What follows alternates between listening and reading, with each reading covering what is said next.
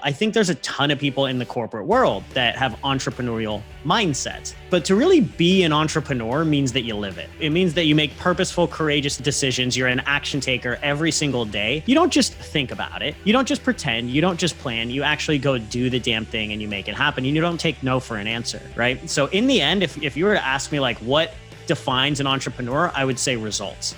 Like a true entrepreneur gets results. In the end, that's the only thing that separates an entrepreneur from a want-trepreneur.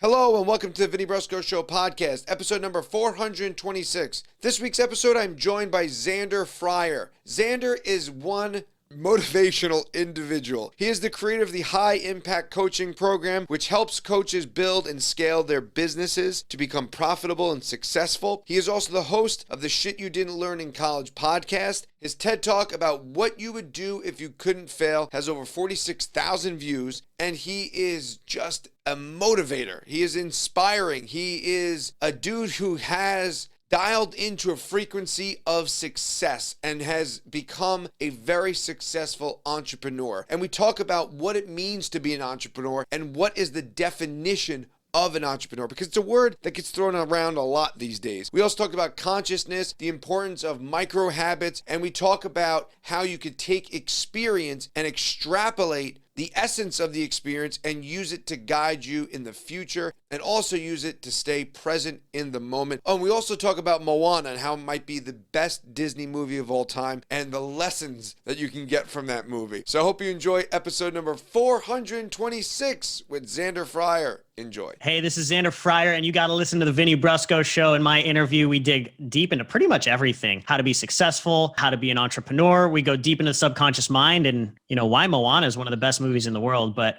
check out Vinny; he's the man. And here we go. How are you, man? Good, dude. Good. What's doing? Where are you, in California? San Diego. Yeah. How about you? San Diego. I'm in Westchester, New York. Nice, man. Not really. the same. Not the same. My wife's good friend lived in San Diego. She went out there and my wife landed and she's like, if you ever come out here, you'll never go home. Yeah. I'm a shorts and flip-flops kind of mentality, and I think I'm way too late. This is your spot, back. man. You're in the wrong state then. I often say I was born on the wrong coast because it's just not like the energy to New York does not fit my vibrational frequency. Very, very different, man. Very different. That's awesome, man. That's awesome. How are you doing? Everything's good on your end? I'm good. Yeah, I'm good. Busy, but good. Yeah. Overall, things are good. That's good, man. I came across you through Travis and just obviously being in the coaching space. And your story is one that I think resonates to so many people because you stepped outside of yourself. You realized that what you were doing wasn't intrinsically making you happy. Yeah. And you took, in Italian, it's the salto mortale, right? The leap of faith in yourself to go on this new path. Talk me through that mindset and that shift and, everything that you were going through, because so many people get caught up in that comfort zone. So, there's a lot to unpack there. Where do you want me to start?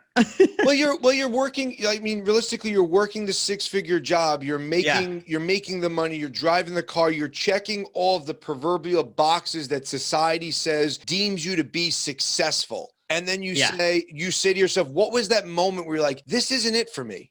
Yeah. I literally had a mentor that just asked me. He just said, what would you do if you couldn't fail? Right. So for me, it was, people always tell me they always ask me, like, was it a buildup or was it like an instantaneous thing? And really it was a combination of both. Like, I think deep down, and I think there's a lot of people out there that like deep down, that what you're doing is probably not quote unquote it. Like, it's probably not the thing that that you were meant for in this one life. And so it was kind of a buildup after a while of that. But it was a question for one of my mentors. He asked me, what would you do if you couldn't fail? That like, whole idea of like, how are you letting fear dictate your life, essentially, is right. What that question is. And that's really what opened me up to thinking, I got to do something different. And I remember I had a conversation with him, it was all about what would you do if you couldn't fail? And he reminded me, he said, Zander, when you get to, and this mentor of mine made, at the time he was making, multiple 7 figures in his business. And I was a lowly corporate monkey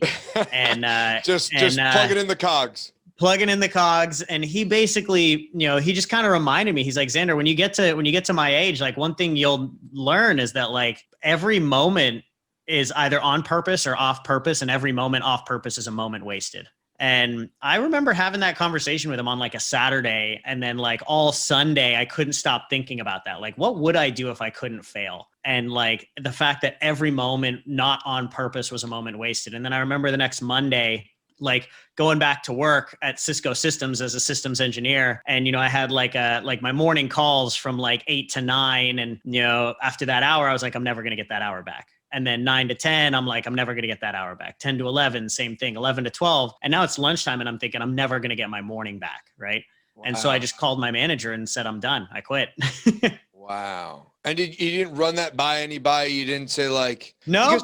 And that's a problem, right? We go to the think tank and we get all this information. Then we start to, we start to kick that around to other people. And then it becomes, are you crazy? You're leaving your job. How could you do that? Why would you do that? And then the fear starts to creep itself back in, right? And you could quickly change your mind in that moment. Like, oh no, fuck this. I'm not doing it. But to go ahead and be like, I'm never getting this back. And having that realization and saying like, this is not on purpose. This is not, for me, it's about feeling, right? It's about going towards a feeling that maybe the ultimate version of yourself exists in a quantum state. Sure, we can go down that rabbit hole, but ultimately it's a feeling of what you want to feel on a day-to-day, moment to moment. If you think about it, right, like we're taught from a really young age what quote unquote success is. And I chased that and I achieved it in the corporate world. Like I was a 27-year-old kid who was making $250,000. Like you mentioned, like I lived on Venice Beach. I drove a BMW. I flew around the country first class. Like my clients were Disney, Facebook, Verizon, Comcast, Sony, LinkedIn, YouTube, like all the big names were my clients. Like as a 27-year-old kid, I had a standing meeting with the Disney CIO. Like who the fuck does that? Right. But like that, like exactly like you mentioned, like I chased what everybody told me success was outwardly. It was the money, it was the title, it was the car, it was the where you lived, it was all of those things. But what you just mentioned is really the truth of it, right? Like I felt empty. And as soon as I stopped chasing the stuff that people told me success was, and I started to chase the feeling, not only did I feel successful, but all the other things came with it. Like the money, the title, the freedom, all of that stuff came as well. But I was chasing the feeling. I was no longer chasing that stuff. It just happened to come too. Yeah, I think, it's acting in alignment, right? People say fake it till you make it, however you want to phrase it. That one kind of always rubs me the wrong way because we're already starting in a negative, right? Faking it already starts in a negative. But acting in alignment and stepping on that path towards, like I said, that ultimate version of yourself. And like I said, whether it be in a quantum world or just be in your imagination, there's a feeling you get when you feel like you're on the trajectory. And that starts to resonate, and the universe, if you will, starts to reward you, if you will, for stepping into that space. Did you have any type of like meditation practice? Were you doing anything to create mindfulness around this kind of feeling, or was it just like boom? That's a great question. I would say I'm a huge meditator now. Like I'm a big meditator now. I didn't start meditating until I quit my corporate job and started into the entrepreneurial world, which I am so glad that I did, because I would have not survived if I did not have a meditation practice. Well, I should say a formal meditation practice. Before that, I think most of us have some form of meditation practice, even if we aren't fully aware of it, right? So for example, like my meditation was the gym. So like when I went to the gym, and I like one of the things that I tell everybody is like meditation doesn't have to be sitting in lotus posture and postulating on Om for hours at a time or something, right? Like meditation is whatever you need to do to get out of your head and into the present moment, into reality, to a higher connected space. Frankly,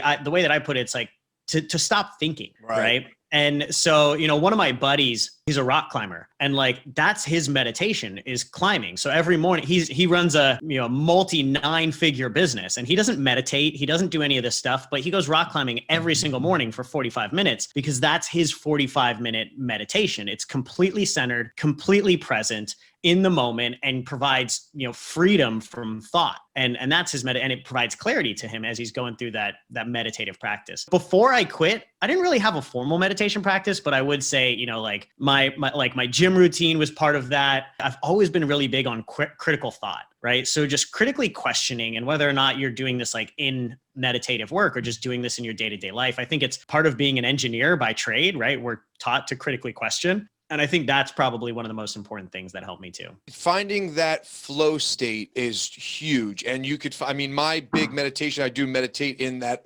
attempted lotus position. And I tried. I do it now. Yeah. Right. Exactly. But I didn't have the awareness around that going into my own internal journey, and kind of, I started to meditate, and then I started doing sensory deprivation. And for me, that was the big modality that I leaned into. And it's the same premise of just getting through the noise and finding that flow space where you're omnipresent in your own existence, and you can then become the God self, if you will, and you realize, you are the author, you're the reader, you're all of this in your own story, and it gives you this outside perspective, even though you're going inward. Yeah. And there's a lot of different ways that you can do that. I'm a big fan of cold therapy too. I don't know if you do any cold therapy, but that's one of my favorites too, because that'll get you right to that state real quick. Yeah, I do cold showers. I do like a 4-minute cold shower every day. I actually think the plunge would be easier than the shower, because in the shower, you're kind of like your feet are getting hit, your back, your front, and like you kind of have to move your body around. Where like the plunge, you're just engulfed in the ice. Yeah, so I have a plunge, and I do both. I will tell you the plunge is for sure harder. Oh, don't say that. I was being optimistic. I will tell you the plunge is for sure harder, but here's the interesting reason why. To your point, when you're in a cold shower, you can feel it, and it varies, and it's like running all over you. So it's like, like you mentioned, it's here, it's there, it's all over. In the cold plunge, it's just a sheer state of shock. Like it is just a straight nut punch of cold. But there's literally for you to start to get good at cold plunging, there's no way to survive it but to completely let go of yourself and like become connected. If you want to sit in like ice cold water for any form of extended period of time without freaking out. Well, yeah, and that's this. I mean, the same premise of a cold shower is that, and if I miss a day, it's amazing how quickly my body resets itself, and I'll get under that cold shower. Yeah. I'm like, I don't want to do this right now, and then your body's like, and then but quickly your body also reacclimates to the cold shower, and you're able to kind of settle into that space. Yeah. Be like, all right, this is where I am right now for the next 4 minutes. Here we go. Yeah, it's so interesting because a lot of people don't know this about the cold, and they think, exactly. It's just like, well, why would I do a cold shower, right? And so what most people don't know is like the science behind it. So cold is the only thing that will affect you hormonally the same time every single time. The first time you jump out of an airplane, it's like a 300% increase in dopamine and a 500% increase in norepinephrine. The second time you jump out of an airplane, it's half of that. The first time you go into a cold plunge, same exact results, 300% and 500%. The second time you go in, same results, 300, 500. Third time, 300. Every single time it will affect your body physiologically the exact same way, which is crazy to think about, but you're literally training yourself to get out of your head while you do that. Yeah, and there's something about doing the difficult thing, right? Like turning that nozzle cold, and or just like I'll get it. There's never a time I want to do it, and then the internal dialogue comes up. You're like, you don't have to do this right now. You could just take a nice hot shower. What do you have to? Who are you trying to improve and impress? For what? I call that the little bitch version of Zander. In the back of your head, like you don't need nobody's watching, like. You don't need to pretend that you do this every day. Nobody's going to watch. Like you could just go take a warm shower. You're fine. Right.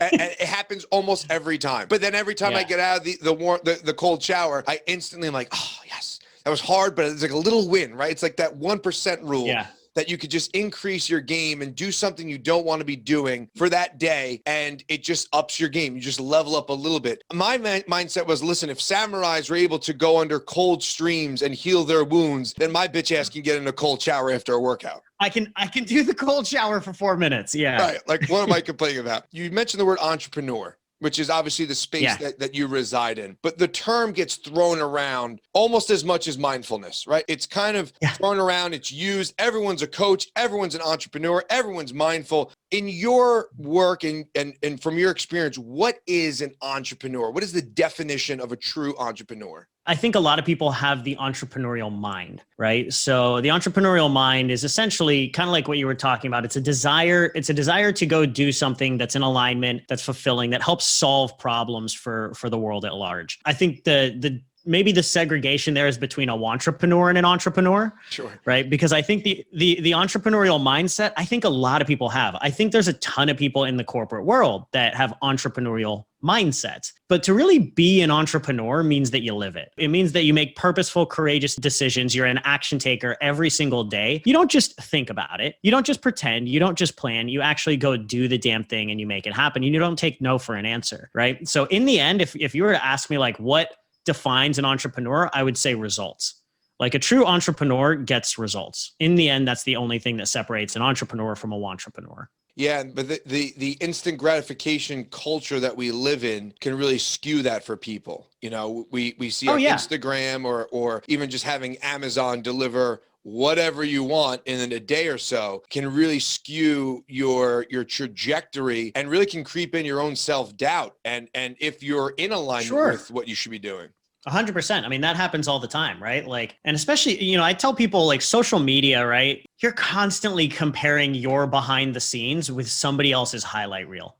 Right. So somebody out there is in the same space as you, and they took their business from what seemingly looks like 0 to 100 in 4 months, or, you know, like 0 to 6 figures in 4 months, 0 to 7 figures in 3 weeks, 0 to $1 billion in, you know, 11 minutes. Right. But you really don't see like the depth of what somebody actually had to go through to get there and like actually make that happen. So I think that really skews for a lot of people what results mean and what it actually takes to get those results, because they're not looking at, they're looking at a fantasy glass. You know, they're looking at the world through these rosy colored lenses that are just not true.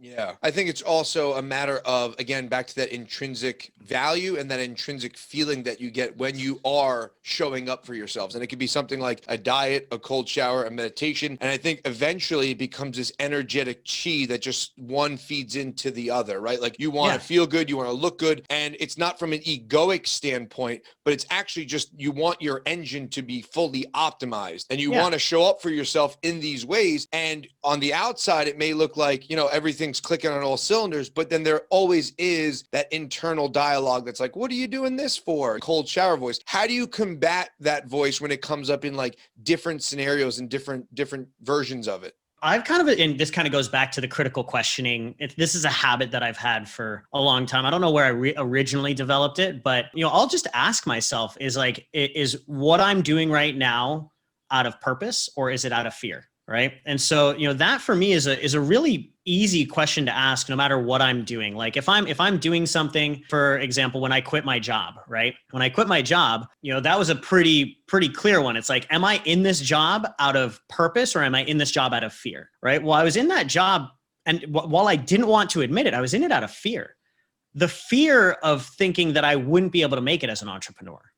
Right? The fear of thinking that I might not be good enough, like you mentioned, an intrinsic sense of value or worth, right? And in the end, you know, if I was honest with myself, if I was to make a purposeful, courageous decision, having a purposeful life, a meaningful life, a fulfilled life, almost always involves you making courageous decisions in the face of fear, right? So what I always tell people is like, you know, we all know that to have, like, you can use your joy as a compass. The Dalai Lama once said, like, follow your joy. That is your compass in life. Well, the problem with that is most people's joy is hidden on the other side of their fears, right? And so for a lot of people, you can actually, if you just moved more towards your fear, you would actually have a more joyful life, which is mind-blowing to a lot of people. They're just like, no, if I go towards the fear, I'm going to end up hurt or dead, right? No, you're not, right? Most of that is just your amygdala, part of your brain talking, trying to keep you safe from being eaten by a saber-toothed tiger. But the reality is there are no more saber-toothed tigers, right? So if you go towards fear, you'll have a more purposeful life. And really that's one of the things that I tell people is like, if you want to be more fulfilled and you want to be in alignment, it's actually not that difficult. It is scary.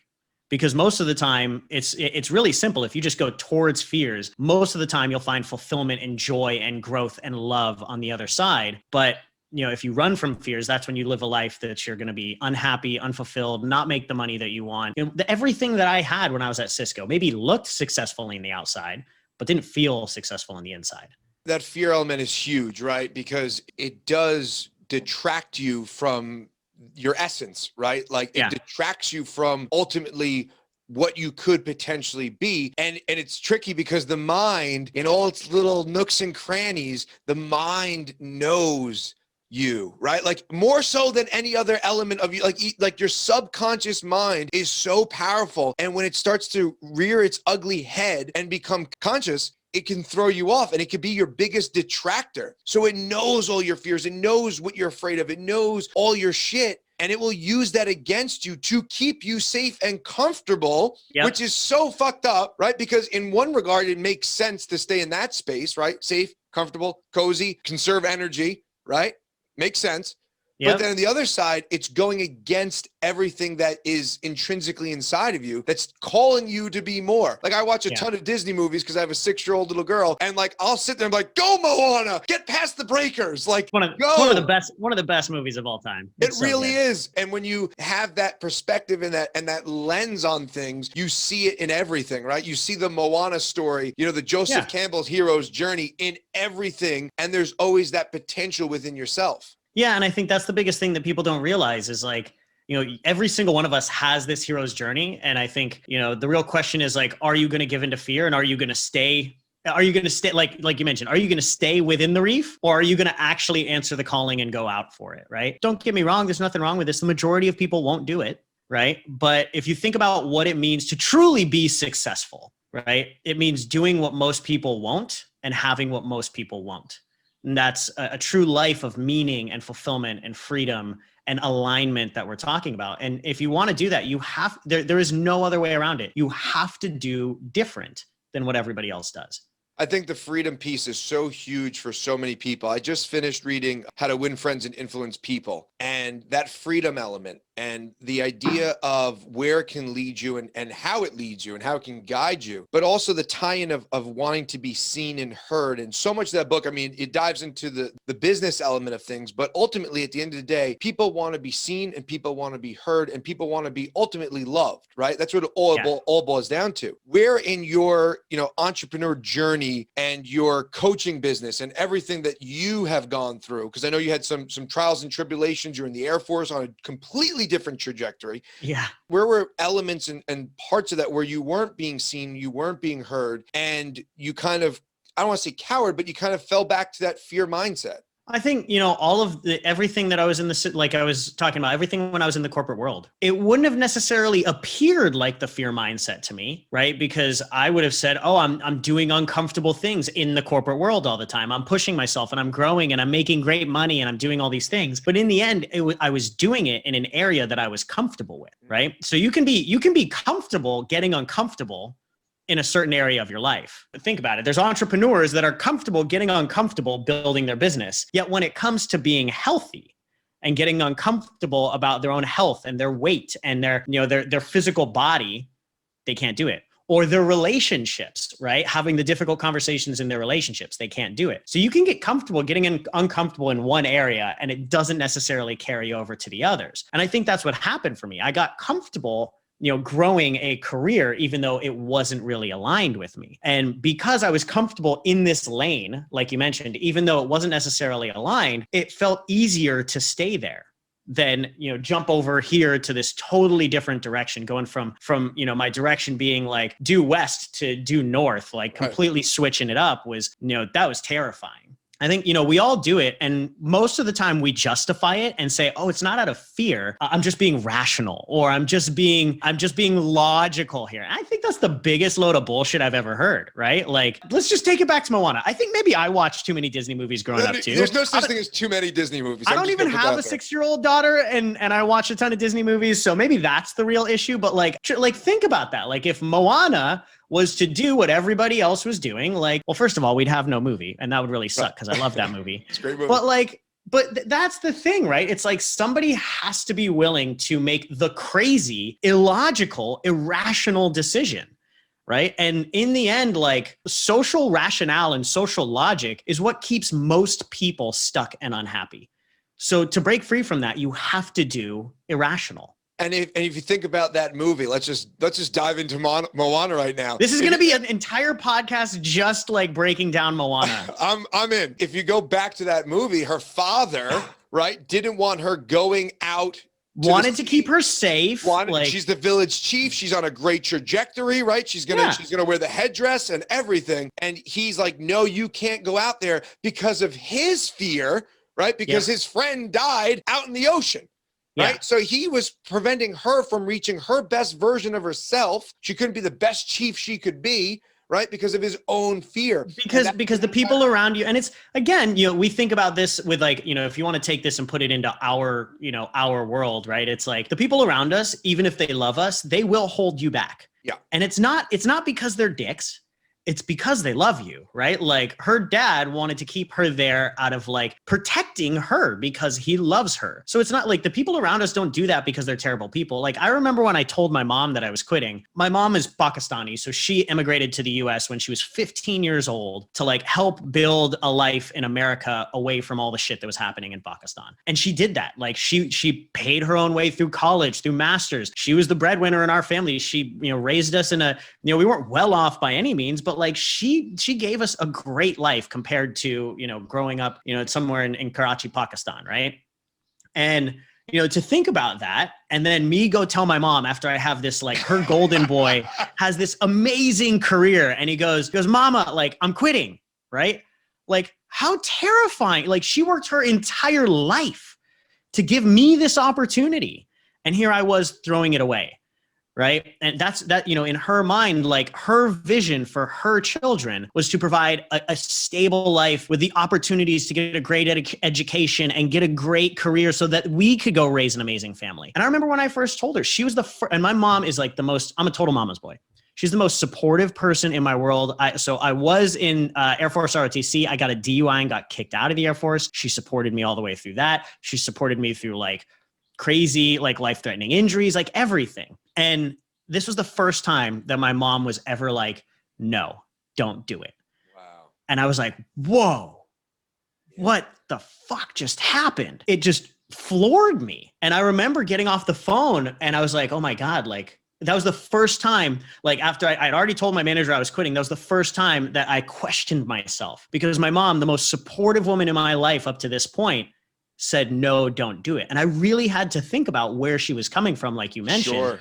I remember I called her up a couple of days later, but I realized that it wasn't because she thought I was doing the wrong thing. It just literally struck all of her fears, right? And so I had to call her up, and I said, I told her, I call my mom Mama. I go, Mama, I need you to trust me, and I need you to understand that you did such a good job building an amazing life for myself and my sister here that I would be doing you an injustice if I didn't go for more. And I need you to trust that you did such a good job that I can see even further than you can. And you need to have faith that what I'm doing is the right thing. And that conversation with her, she's like, okay, I get it. But, like, for a couple of days, like, she did not want me to quit my job. And I was like, oh my God, that's crazy. But it's very much a Moana situation. Maybe that's why I like that movie. Possibly, right? There is that human connection to it. And to have mom be the one that shoots down your potential, right? Have mom shoot down the idea of what you can be and what you can become and who you want to be is a gut check beyond all gut checks, right? And you could have, relinquished and said, no, I'm just joking, I'm not quitting, and gone back and went back to the comfort. But kudos to you for stepping into and being like, no, like, I have to believe in myself first and foremost. Like, and it's to your point, it's not because these people don't love you, don't care for you. It's just that they have their own unpacked, unresolved experiences of life that brought them to where they are. And I think that's such a huge part of being a father. My daughter is 6, my son is 2, is realizing where my hangups are, where my baggage is, and not projecting that onto them. And allowing them to stay in essence of who they are and cultivate that essence and just try to keep the bumpers on the lane and not go too much into the gutter, because and upgrade them, right? I want them to be a better version of me. I want to be a better version of my parents. And that's just evolution. Yeah. I love that, man. But yeah, we'll see how that goes when I have kids. I'll let you know. I'm sure you'll do a fantastic job. Your TED Talk, which is a huge, huge accomplishment for anybody. I think TED Talks, I just consume them all the time. So I hold them on such a high plateau. Was based around what your mentor had said to you, if you couldn't fail. Yeah. When he said that to you, what did come up for you and how did you recognize that that's going to be my TED Talk? Because obviously you had so many experiences and you could have used so many different things. Why was that your TED Talk? I think really it comes back to, and I kind of touched on this earlier, and that question really triggers the moment for me of like, and I talk about this in my TED Talk. I think a lot of us are searching for a life with purpose, right? A lot of us are searching for this life with purpose. But the reality is a lot of us think that purpose is an end state, right? Purpose is an end goal. It's a mission that only comes once you've accomplished it. And when he asked me that question, what it made me realize was really purpose is a decision.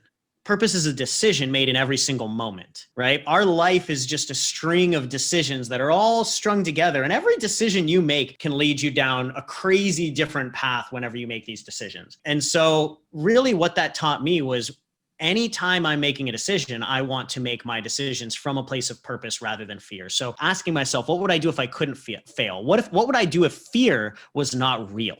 Is essentially what that is, right? And so, if I start to make decisions purposefully, every moment, every hour, every day, every week, every decision I make, no matter how big, no matter how small, I do my best to make my decisions from a place of purpose. Or you could say purpose, or you could say love, or you could say growth, whatever that guiding characteristic is for you. I think they're all kind of aligned. Love, purpose, growth. Sure. Can't really have one without the other, but they're all in the face of fear, in my opinion. But the more that you make your decisions from that place, it's really, really difficult to live a life that you are not fulfilled and not happy and not, like you mentioned, aligned. It's really difficult. But the more that you make decisions from a place of fear, what would you do if you could fail? The more you make decisions that way, the more unfulfilled, the more unhappy, the more, all the stuff that we don't want in life comes into our world when we make decisions that way. And that was, when I was asked that question, it was one of the first times in my life that even though I was really successful in the corporate world, somebody basically just like pointed out to me, like,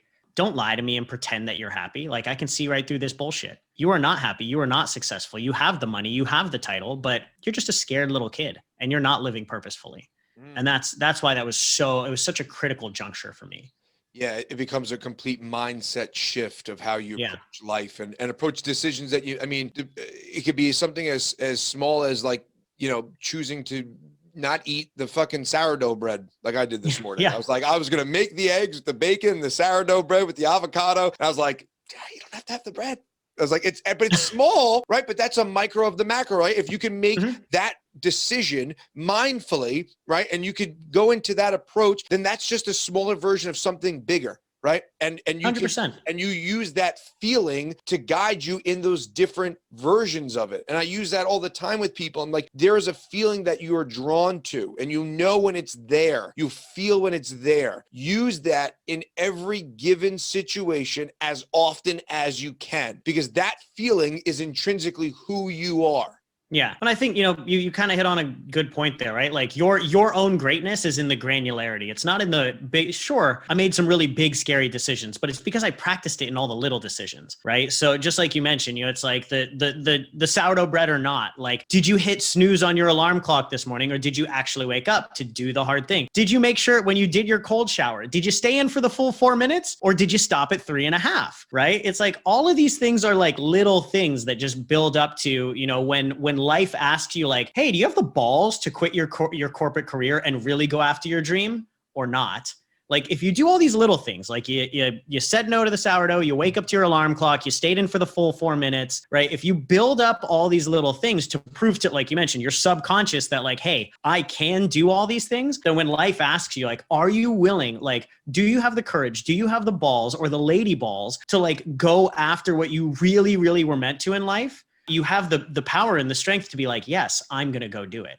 Yeah. I always think of Zelda when I think of like the leveling up. Like when you're playing Zelda, you start with like a loincloth and a twig, right? And you're just bonking things over the head and you're moving through Hyrule. And then as you level up and you start getting Damascus swords and better armor and shields, like you're not just going to take on little minions, like you're going to take on the bigger bosses. And if you can't conquer the loincloth and the twig, then you're never going to be able to get to the Damascus sword and the armor. You're never going to make it. Yeah, you're never going to make it. So you got to start there. How important is having a mentor and a coach and having someone by your side that's going to question your decisions and question, your judgment and all your calls?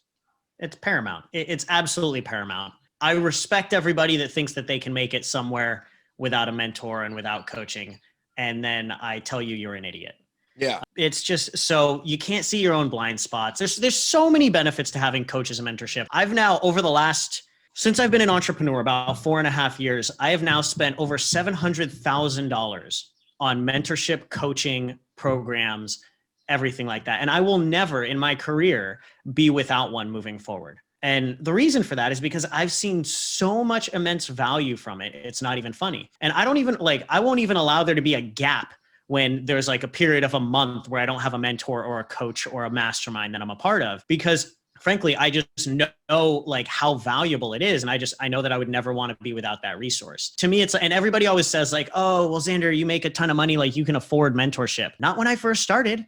Right? Like I didn't make anything. I put myself into debt to get mentorship and coaching. I put myself into debt to join programs to learn more and put myself around the people that were already doing the things that I wanted to do, because your environments dictate your destiny. If you spend all of your time, if you're a 9-to-5er and you want to be an entrepreneur, or you want a different life or whatever it might be, right? And you spend all of your time around other people that are in 9-to-5s, that are smaller thinkers, that are, whatever, you're going to stay there, right? So if you hang around 5 smokers, you're going to become the 6th. If you hang around 5 people that are 9-to-5 people that talk about ideas but never execute, you're going to become the 6th. If you want to become a 7-figure business owner, an 8-figure business owner, and you start hanging around those people, you're going to become the 6th. Right? So in the end, like you have to put yourself in those situations. And frankly, most of the time, if you want to go play with the big players and be around the big players, one of the only ways to like prove that you're worthy to hang out with those people is to pay for it and figure out a way to pay for it. Yeah, a lot of people would see that as a weakness, right? Like leaning on other people to, whether it be information or to gather status, whatever it may be. Whereas there is a osmosis process that's going on, that if you are surrounding yourself by these people that you would love to be in their shoes, then through osmosis and through just making those connections and just consuming who they are, right, their small process, you will put yourself in a better position to be in alignment of who they are and who you want to be. I had a manager who one time, or a general manager one time, says, motivational speakers or motivational speaking is $1 billion industry. Demotivational speaking is free because you can get it anywhere. Yeah. There are always going to be those naysayers who are going to drag you into the mud with them because of their fear, because they don't want to step outside themselves and have that radical, honest conversation with their soul, basically. And they're comfortable being in that pack and having that label. Yeah, 100%. And I think that you just have to break free from that, because, the people who you're around and the environments that you're around is the biggest programmer of your subconscious mind, which produces like, everything.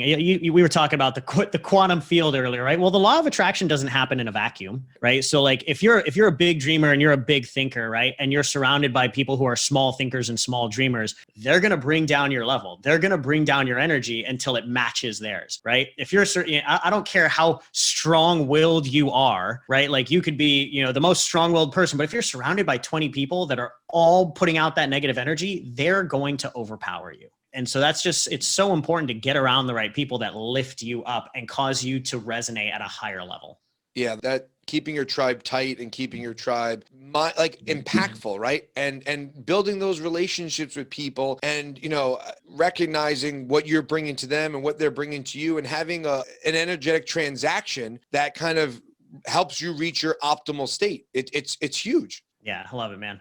I know you spoke a little bit earlier about, things happening in with your DWI. And I know you've spoken on it before, of like mindset shift of things happening to you versus things happening for you. Talk about that a little bit.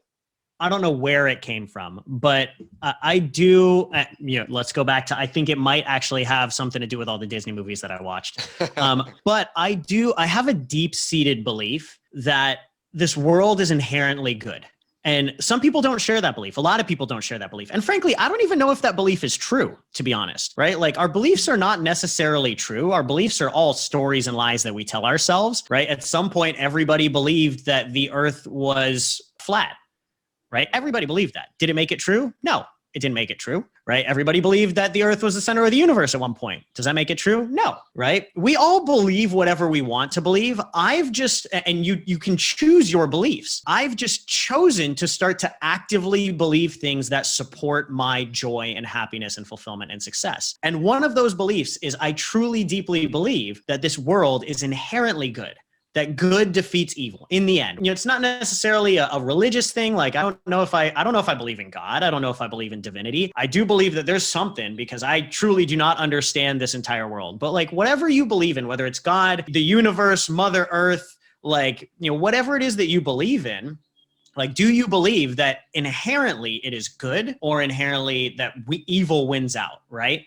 And I truly believe that good wins out in the end. And if good wins out in the end, then whatever I go through, whatever story I tell myself around it, good or bad, in the end, it is for a good purpose, like down the line. So I look back at my DWI, which was, 12 years ago now. And obviously, like, when you get a DWI and you're a kid who's 21 years old, and I was going to be a fighter pilot in the Air Force, I had the next 20 years of my life planned out, right? And when you get a DUI and you watch your whole world crumble around you, it blows. And there is almost no way that you can actually actively believe that this is quote unquote for me. But I look at it now, 11, 12 years later, and I'm like, holy shit, what if I didn't get that DUI? What if I was still in the Air Force, right? Like, everything that I'm doing, all the work that I'm putting in, the impact that I'm having with people's lives would have never happened. When you see things like that, and I'd challenge everybody who's listening to this, like, go back and look at 3 major like what you would call quote unquote negative things that have happened to you in life, and ask yourself, like, was this to me, or was this for me? Like, did this happen for me? Was there some benefit that came from this? Maybe it's breaking up with a significant other, or maybe it's something like that, getting a DUI. Like, any of those things that seem negative at the time, every time I've gone through it, they end up having a positive outcome. They've caused me to grow. They've caused me to go down a better path. They've caused me to learn, be more purposeful. Every single one of them. But you can't see it in the moment. And so the more work that I've done looking back to find out the positive of all the negative things that have happened in my life, I've realized that everything in my life has actually happened for me to be here, rather than to me, causing me to be here. And it's a really big shift when you start to view the world that way. And whether or not it's true, I don't really care. Right. Because it doesn't matter, because it makes me happier, and it makes me more successful, and it makes me more fulfilled to believe that. So I don't really care. Yeah. There's a yin and a yang to the universe, and there's an ebb and a flow, right? And every time you're down, there's going to be a trajectory up, and the further down you go, the higher the trajectory up is potentially. And it is a 100%. Mindset shift to say things are happening for me, knowing and having the experience that you could pull from and say, I know at the end of this, there's going to be I'm on an upward trajectory. I just can't see it right now, because I'm in the shit right now. So I can't see it, nor should I be able to. I don't have God's view on the world. So, or whatever you want to call it, you shouldn't have that perspective, because you're not God, right? But you have to trust in the fact that there is a flow to the universe. It's like when people say, well, why does God give kids cancer? It's like, well, from our micro version of the world, from your Google map street level, you can't see it. But when you expand out and when you're able to zoom out, there's a reason for it all. Exactly. So. Zander, I know you're crunched for time, so I want to respect that. Where can people connect with you? Where can people get your services? Where can people get more? Sure. You can go to zanderfryer.com. So we help coaches build businesses. So you can go to zanderfryer.com if you want to check that out. And then obviously check us out on the Shit You Don't Learn in College podcast as well. That's where I'm spending most of my time. And then Instagram at Zander Fryer too. Awesome, Zander. Thank you so much, man. I appreciate it. Awesome. Thanks, man.